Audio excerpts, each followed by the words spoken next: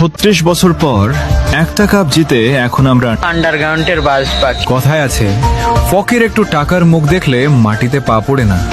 তেমন একটা দল আছে আর্জেন্টিনা। 2022 বিশ্বকাপ জেতার পর এমন ভাব ধরছে মনে হয় ফুটবলের জন্মটাই বুঝি 2022 সাল থেকে হয়েছে।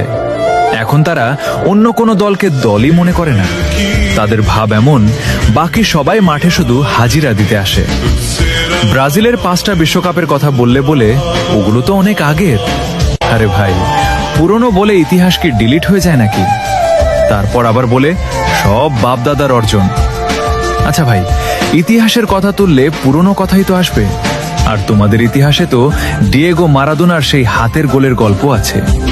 তবুও এত ভাব। আর আমাদের বাপদাদাদের ছিল জমিদারি। 5টা কাপ রেখে গেছে উত্তরাধিকার হিসেবে। If you don't mind, Argentina সাপোর্টাররা কি আবার